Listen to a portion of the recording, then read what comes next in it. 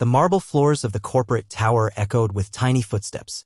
A little girl, no older than 6, stood trembling in front of Damien Blackwell, the cold, calculating billionaire CEO known for shuttering orphanages and buying out hospitals without blinking. His board of directors stood frozen behind him, unsure whether to intervene.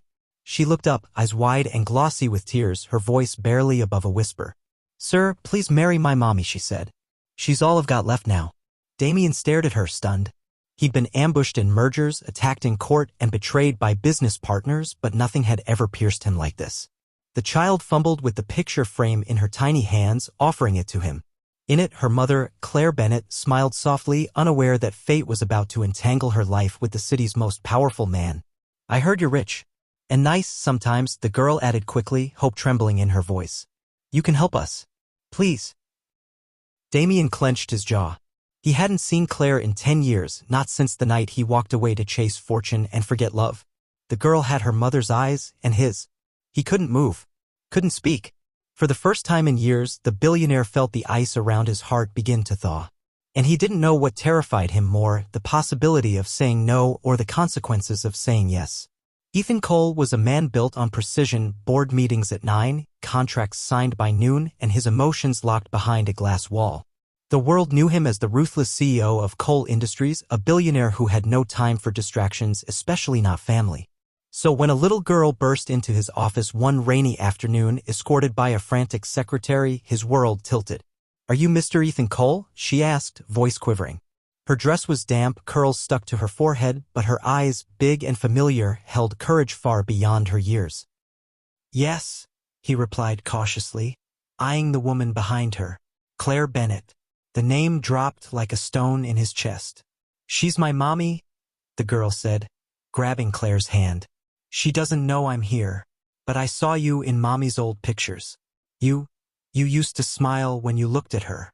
Claire flushed, eyes filled with alarm and something else. Something unspoken. Ethan stiffened. That photo. That past. Claire had been the only woman he'd ever loved, and the one he'd walked away from for the empire he now ruled. "I don't want a new daddy," the girl said quickly. "I just want someone who makes her smile again. Someone who stays." Ethan's breath caught. The girl had his eyes. His chin. He'd done the math before he even realized it. She was his. The CEO who had everything suddenly realized he had nothing. And everything to lose. His next words would change 3 lives forever. Rain tapped gently against the tall glass windows of the penthouse office, where silence reigned like a storm before the chaos. Julian Thorne, the city's most powerful and most untouchable CEO, was reviewing a merger deal worth billions when a small, trembling voice interrupted his world. "Excuse me, mister." He looked up, startled. A little girl stood at the door, escorted by a pale-faced receptionist. Her dress was wrinkled, her shoes soaked, but her eyes were fierce. "My name's Lily," she said, "and I want to ask you something really important." Julian raised a brow. Children didn't belong in his world. Emotions didn't belong in his world. She stepped forward, clutching a drawing in her tiny hands. "Please marry my mommy." He blinked. "What?" "She cries at night," Lily whispered. "She thinks I don't hear. But I do. She works too much and she's tired. You used to make her smile. I saw your picture in her drawer." Julian's chest tightened.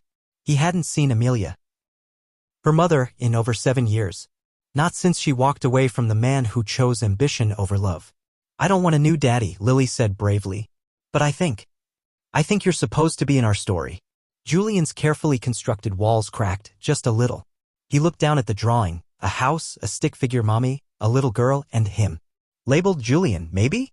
And just like that, the man with the coldest reputation in the city found himself considering the most unexpected proposal he'd ever received.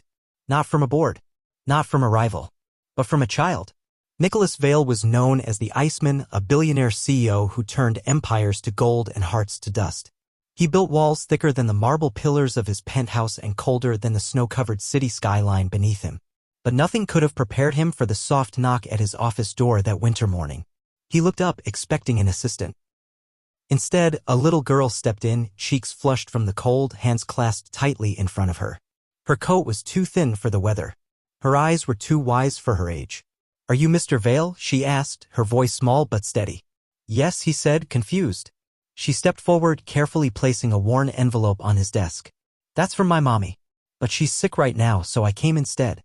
Nicholas opened it. Inside was a letter and a name he hadn't heard in years. Elena. His breath caught.